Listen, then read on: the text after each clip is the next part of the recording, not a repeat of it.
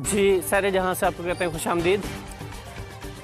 MNA NA 100 कैसर अहमद शेख की जानिब से जो है मोहल्ला दिलकुशाब के लिए ये ग्राउंड बनाया गया। अगर हमारे कैमरामैन दिखा सके तो ये हालिया इन्हीं दिनों में बना है और यहाँ पर आप पानी की सूरत हाल देख लें। और ये वाहिद रास्ता था जो रेलवे स्टेशन के साथ से अहलियान दिलकुशाब व दीगर इलाकों के लोग जो है शहर की जानिब जाते थे।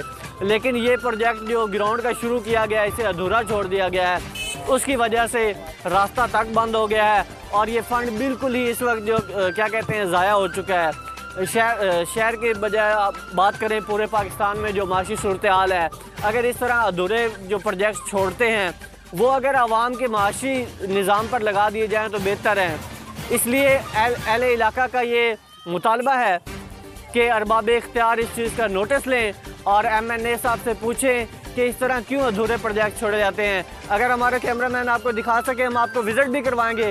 इससे पहले पिछले अपने टिनोर में कैसर अहमद शेख साहब ने दिलकुशाब पार्क का जो है शुरू करवाया था, जो अभी तक नामुकम्मल ही है, अधूरा ही पड़ा हुआ है। वो पार्क अभी तक मुकम्मल नहीं हुआ और वो जानवरों की चारागाह बनी हुई है। तो इसलिए अरबाब इख्तियार से अपील की जाती है कि ऐसे MNAs को फ़ंड ना जारी किए जाएं और अहले इलाका से और अहले शहर से ये मुतालबा है कि ऐसे MNAs को इलेक्ट करके आवाम पर अज़ाब ना बनाया जाए। जी शुक्रिया।